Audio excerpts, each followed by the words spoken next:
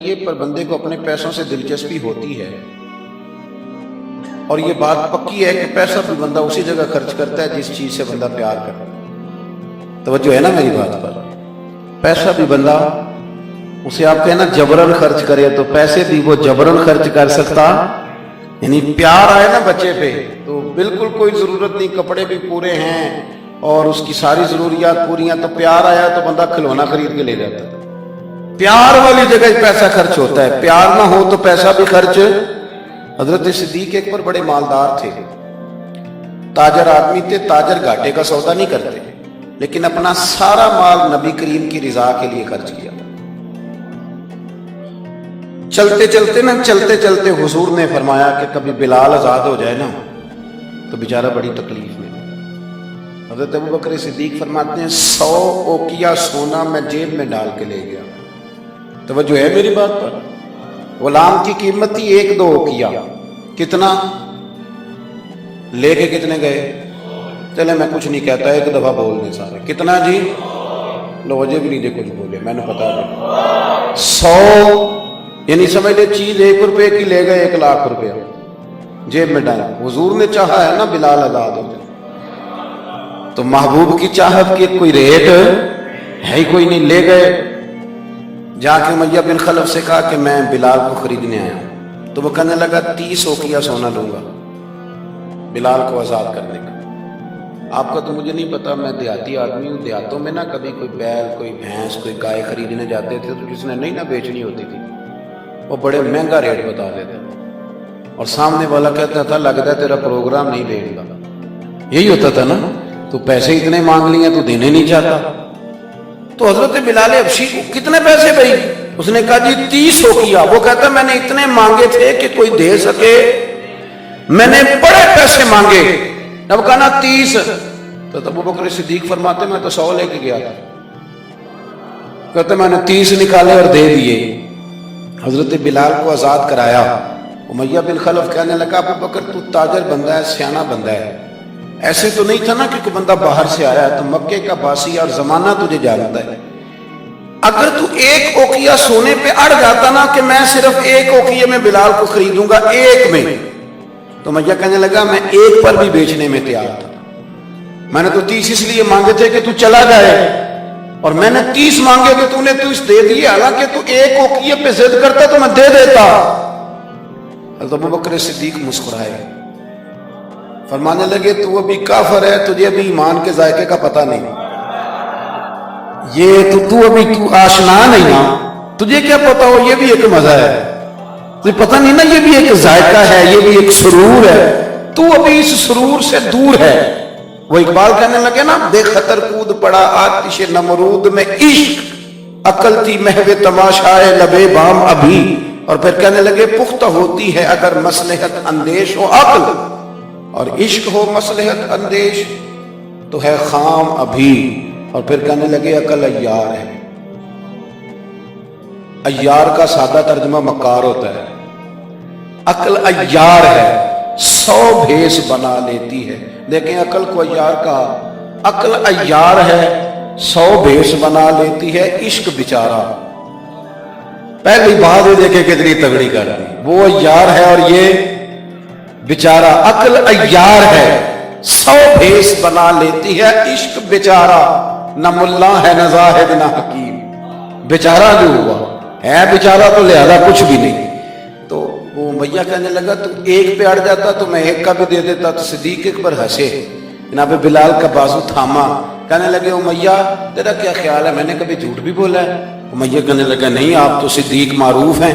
تو حضرت صدیق اکبر کہنے لگے امیہ سن پھر تو کہتا ہے نا کہ تو 1 پہ اڑتا، میں 1 پہ اڑتا تو 1 کا بھی بلال دے دیتا، اور میرا دعویٰ یہ ہے کہ تو نے 30 مانگے، تو 100 مانگتا تو میں 100 کا بھی بلال خرید لیتا، تو اس لیے کہ یہ حضور کی چاہت ہے۔ آپ سمجھ لیں کہ مال وہاں خرچ ہوتا ہے جہاں انسان کو بڑا پیار۔ آپ نے سنا ہوا ہے، میں زیادہ تفصیل میں نہیں جاؤں گا، آپ نے سنا ہے کہ حضرت عمر فاروق گھر کا آدھا مال لے آئے، آدھا لانا بھی کوئی آسان کام ہو، 2.5% زکوٰۃ ہوتی ہے، پر جن کو دینی پڑتی ہے نا وہ بیچارے 15 مفتیوں سے فتویٰ لیتے ہیں کہ کتنوں کو 2 لاکھ بچی جائے تو چنگا ہے، وہ 15 مفتیوں سے پوچھتے ہیں کہ کوئی گنجائش ہے، اب بہن بھی حصہ مانگ رہی ہے، فلانا بھی مسئلہ ہے، قرضے بھی ہیں، کچھ کمیٹیاں، بڑے چکر چلاتے ہیں، حالانکہ دینے کتنے ہوتے ہیں؟ 2.5%، 50% دیا حضرت عمر فاروق نے، 50%، آدھا مال۔ کہتے میں نے سوئی دھاگا بھی آدھا کر لیا، میں نے گھر کے کپڑے بھی آدھے کر لیے، میرا خیال تھا ابو بکر سے جیتنا ہے، ابو بکر سے جیتنا ہے، ہر شے آدھی کر کے لے گیا، لیکن قربان جاؤں، کہتے میں نے سارا مال رکھا، ادھر سے ابو بکر صدیق بھی آئے، جب وہ آئے تو پیر میں جوتا کوئی نہیں، سر پہ ٹوپی کوئی نہیں، لباس پہنا ہوا ہے ٹاٹ کا، تینوں لب دیں آپ گواچے، ٹاٹ کا لباس پہنا ہے، آئے، کہنے لگے نبی کریم نے جو سوالات کیے نا تو سوالوں میں بڑا فرق تھا۔ حضرت عمر فرماتے ہیں حضور نے جو سوال قائم کیے نا ہم دونوں میں، تو سوالوں میں ہی بڑا فرق تھا۔ مجھ سے حضور نے فرمایا کیا لے کے آئے؟ میں نے کہا تھا ذرا میری بات پہ توجہ کرنا، کہتے ہیں مجھ سے سوال یہ ہوا کہ کیا لے کے آئے ہو، اور کہتے ہیں ابو بکر صدیق سے یہ نہیں پوچھا کیا لے کے آئے، ان سے پوچھا گھر میں کیا چھوڑ کے آئے ہو۔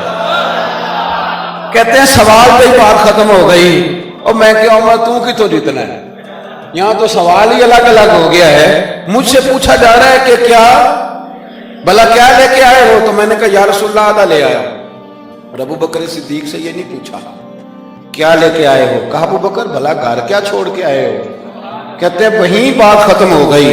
ابو بکر صدیق نے بھی بڑا ہی اعلیٰ جواب دیا، یہ نہیں کہا کہ حضور سارا کچھ لے آئے، انہوں نے بتایا کہ حضور میں کوئی لوارث تو نہیں ہوں، یا رسول اللہ میں کوئی کنگال تو نہیں ہوں، حضور میں کوئی چھوٹے موٹے لاجپال کا ماننے والا ہوں، یہ نہیں کہا حضور سارا لے آؤ۔ عمر کہتے ہیں اگر حضور کے سوال میں فرق تھا نا تو میرے اور ابو بکر کے جواب میں بھی بڑا فرق تھا۔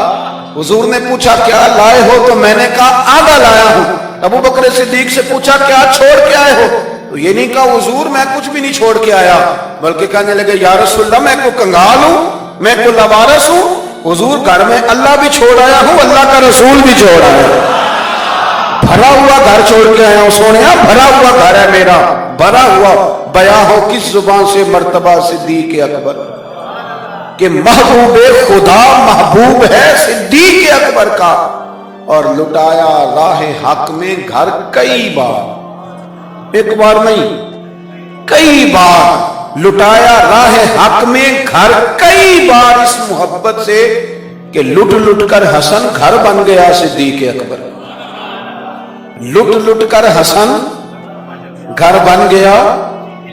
اچھا ایک اور بات، کچھ لوگ نا قریب رہتے ہیں پر رضا کو نہیں سمجھتے، قریب رہتے ہیں رضا کو سمجھتے، یہ نہیں سمجھتے کہ ابا جی کی رضا کس بات میں، میرے استاد کی رضا، میرے شیخ راضی کی رضا نہیں سمجھتے، کہانیاں بناتے ہیں، ناراض نہ ہونا، سٹوریاں بناتے ہیں، وہ نہیں جی نہیں ابا جی کو بھی تو پتہ ہے نا میرے بھی بچے ہیں، جی ہاں جی لیکن ہیں تو وہ ابا جی نہ آپ کے، ہیں تو ابا جی نہ، رہیں گے بھی ابا جی، تو اگر ان کو یہ پتہ ہے کہ آپ کے بچے ہیں تو آپ کو بھی تو پتہ ہے نا جو میرے ابا جی ہیں، تو آپ بھی تو تھوڑا خیال فرمائیں۔ ہم کہانیاں بناتے ہیں پر رضا کو سمجھتے، حضرت صدیق اکبر نبی کریم کی نا رضا کو سمجھتے تھے، وہ سمجھ گئے تھے کہ سونا کن کاموں میں راضی ہو، یہ اس پہلو کو بس سمجھ لیں، جو یہ سمجھ گیا نا وہ پا گیا، وہ جیت گیا، جو یہاں آ گیا نا یہ سمجھ لگ گئی، جو مزاج کو جان گیا، جسے پتہ چل گیا وہ بس نا بات کو سمجھ گیا۔ حضور صلی اللہ علیہ وسلم نے نا فجر کی نماز پڑھائی، فجر کی، اور حضور فجر کی نماز پڑھا کے فرمانے لگے بھئی کسی بندے نے روزہ رکھا ہوا ہے؟ حضرت عمر کہتے ہیں رات کو میرا ارادہ تھا رکھوں، اور سویرے پھر میں نے گرا دیا نہیں رکھا۔ حضور نے دوسری دفعہ پوچھا بھئی کسی نے روزہ رکھا ہے؟ تو حضرت صدیق کے اوپر نے ہاتھ کھڑا کیا، عرض کی یا رسول اللہ میں نے رکھا ہوا۔ آپ حکم نہ دیتے تو نہ بتاتا، پر روزہ رکھنا بھی آپ نے توجہ دلائی ہے تو حکم بھی آپ کا بتاؤ تو بتا دیا۔ حضرت عمر کہتے ہیں حضور نے تو فجر کی نماز پڑھائی، فجر کی۔ دوسرا سوال پوچھا بھی کسی نے کسی بیمار کی تیمارداری کی ہے؟ تو حضرت عمر کہتے ہیں میں نے فٹافٹ عرض کی یا رسول اللہ ابھی تو نماز فجر پڑھی ہے، تو اب گھر جائیں گے تو تیمارداری کریں گے۔ تو حضور نے فرمایا عمر تو ذرا ٹھہر جانا، جلدی نہ کر، ٹھہر نہ ذرا، رک تو صحیح۔ تو تو حضرت عمر فاروق رضی اللہ تعالیٰ عنہ فرماتے ہیں میں چپ کر گیا. حضور نے فرمایا بتاؤ بھی کسی نے تیمارداری کی ہے؟ تو صدیق اکبر نے ہاتھ کھڑا کیا. عرض کی یا رسول اللہ عبد الرحمن بن عوف رضی اللہ تعالیٰ عنہ 2-3 دن سے نماز پڑھنے نہیں آ رہے تھے. رات میں نے پتہ کرایا تو پتہ چلا بیمار ہے. اور حضور مجھے یہ بھی پتہ ہے وہ میرا یار ہے, مجھے پتہ ہے رات کو جلدی سوچا ہے, پر تہجد میں ضرور اٹھتا ہے. تو حضور میں بھی ذرا فجر کے وقت جلدی اٹھا ہوں تو فجر میں آنے سے پہلے عبد الرحمن ابن عوف کی تیمارداری کر کے آیا. حضرت عمر کہتے ہیں میں نا ہلکا ہلکا ڈھیلا پڑ گیا. حضور نے تیسرا سوال پوچھا, فرمایا کسی نے کسی مسکین کو کھانا کھلایا؟ کھانا کھلایا کسی مسکین کو؟ حضرت سیدنا عمر فاروق کہتے ہیں میں نے پھر عرض کی, میں نے کہا یا رسول اللہ ابھی تو فجر پڑی ہے, گھر جائیں گے کوئی چیز لیں گے تو کھانا کھلائیں گے. تو حضور پھر مسکرائے, فرمایا عمر تو ذرا ٹھہر نہیں جاتا, ذرا ٹھہر نہ, ذرا نظارہ تو کرنا, گویا یہ شان صدیق اکبر کا جلسہ ہوگا, ٹھہرنا. حضور نے پھر پوچھا بھی کسی نے کسی مسکین کو کھانا کھلایا ہے؟ تو حضرت عمر کہتے ہیں لوگ سارے دائیں بائیں دیکھ رہے تھے اور میں چپ کے ابو بکر کو دیکھ رہا تھا, کہ مجھے پتا تھا کہ بولنا اسی نہیں ہے, اور دل میرا کر رہا تھا کہ کہہ دوں دیو جناب جواب, دل میرا کر رہا تھا. وہ سمجھ گئے تھے کہ سونا راضی کن کاموں میں, بس یہ نقطہ انہوں نے پا لیا تھا. حضور نے فرمایا بتاؤ کسی مسکین کو روٹی کھلائی ہے؟ تو جناب سیدنا صدیق اکبر نے ہاتھ کھڑا کیا. عرض کی یا رسول اللہ سویرے اٹھا ہوں تو چھوٹا بیٹا بھی اٹھ گیا تھا, اور میرے وضو کرتے سنت پڑھتے ماں سے کہنے لگا بھوک لگ رہی ہے, تو ماں نے 2 روٹیاں بھی پکا دی. تو حضور ایک اس نے کھائی, دوسری اس کے ہاتھ میں تھی. جب ہم نکلے ہیں نا گھر سے تو دروازے پہ ایک فقیر کھڑا تھا, مسکین کھڑا تھا, کہہ رہا تھا رات سے بھوکا ہوں, کوئی دروازہ کھلنے کا انتظار کر رہا تھا. ابو بکر سب سے پہلے تیرا ہی کھلا ہے. تو حضور میں نا اس مسکین کو ایک روٹی کھلا کے آیا ہوں. حضرت عمر فاروق کہتے ہیں میں نے گردن جھکا لی, اور میرے رسول کریم نے فرمایا اے اللہ میرے ابو بکر پہ رحم فرما, اللہ میرے ابو بکر. وہ سمجھ گئے تھے, مزاج شناس سمجھ آ گئی تھی کہ حضور کن باتوں میں, اور نہ اپنے اوپر وہ سارا کچھ طاری کر لیا تھا. انہوں نے طاری, ان کی ادائیں بالکل ڈھل گئی تھی نبی پاک کی ادائیں. 3 دن وہ غار ثور میں رہے تو ہمارے صوفیاء فرماتے ہیں کہ ان پر تجلیاں بھی پڑی محبوب کی معرفت کی. جب مدینے آئے نا نبی کریم کو لے کے, تو کچھ لوگوں نے حضور کی زیارت کی تھی, کچھ نے نہیں کی تھی. تو کچھ آتے تو نبی پاک کی دستبوسی کر کے بیٹھ جاتے, حضرت ابو بکر سے ہاتھ نہ ملاتے, اور کچھ صرف حضرت ابو بکر سے ہاتھ ملاتے اور حضور سے ہاتھ ہی نہ ملاتے. میری بات پہ توجہ ہے آپ حضرات کی؟ تو کچھ لوگوں کو نا شبہ ہونے لگا, وہ معاذ اللہ سمجھنے لگے کہ شاید یہی اللہ کے رسول ہیں. حضرت صدیق اکبر یہ کیوں شبہ ہوا؟ تو ہمارے محدثین فرماتے ہیں کہ ابو بکر صدیق بولتے بھی اس طرح تھے جو میرے نبی پاک کا طریقہ, بیٹھتے بھی اس طرح تھے جو رسول پاک کا طریقہ. کہتے ہیں انہوں نے امامہ باندھا ہوا تھا, تو جو امامے کا پیچ حضور کا ڈھیلا رہ گیا تھا ان کا بھی ڈھیلا رہ گیا. اس طرح اپنے آپ کو مزاج میں ڈھالا تھا, تو من شدی من تو شدہ, میں اس طرح ڈھالا تھا مزاج میں, اس طرح کہ کوئی فرق ہی نہیں نظر آتا تھا. وہ کہتے ہیں جب حضرت ابو بکر صدیق نے دیکھا نا کہ لوگوں کو تو شک ہو رہا ہے, کوئی میرے ساتھ ہاتھ ملا کے بیٹھ جاتے ہیں, تو حضرت صدیق اکبر نے کہا کوئی ایسا کام کرنا چاہیے کہ پتہ چلے آقا کون ہے غلام کون ہے. اٹھے, کندھوں پہ چادر تھی, وہ اتار کے نا تو حضور پہ سایہ کر دیا. لوگوں کو پتہ چل گیا کہ سایہ کرنے والا کوئی غلام ہے, اور جس پر سایہ کیا جا رہا ہے وہ آقا ہے. کیا خوبصورت نقطہ لکھا ہے مفسرین نے. شارحین فرماتے ہیں تھوڑی دیر کے لیے حضرت ابو بکر صدیق نے حضور کے سر انور پر اپنی چادر کا سایہ کیا تھا. اللہ کے رسول نے احسان کا بدلہ یہ دیا, نیکی کا بدلہ یہ دیا کہ قیامت تک ان کی قبر پر اپنے گنبد کا سایہ فرما دیا, قیامت تک گنبد کا سایہ کر دیا ان کے مزار پر انوار. حضرت صدیق اکبر نے اپنی, اور ایک اور بات بھی, جو لوگ بہت زیادہ قریب رہنے لگتے ہیں نا وہ ادب آہستہ آہستہ چھوڑنے لگ جاتے ہیں. زیادہ نیڑے رہتے ہیں تو پھر آہستہ آہستہ ادب کا معاملہ, توجہ ہے میری بات پر؟ حضرت صدیق اکبر نا بڑا ہی قریب رہتے تھے, اور ان کا قریب رہنا نا نبی پاک پسند بھی کرتے تھے. چلیں ایک بات اور یاد آ رہی ہے, پہلے وہ نہ کر لوں. نبی کریم سے پیار کیا تو پھر حضور کی اولاد سے بھی پیار کیا۔ شاہ عبدالعزیز محدث دہلوی بھی کہتے ہیں عمر فاروق خطبہ دے رہے تھے تو امام حسن آ گئے، میری بات مکمل ہو گئی، بس ایک دو باتیں یاد آ گئی، میں نے کہا چلو کھا لوں۔ شاہ عبدالعزیز صاحب محدث دہلوی یہاں یوں ترجمہ کر لیں کہ کبھی کبھی تقریر کرنے والے کو بھی مزہ زیادہ آنے لگ جائے۔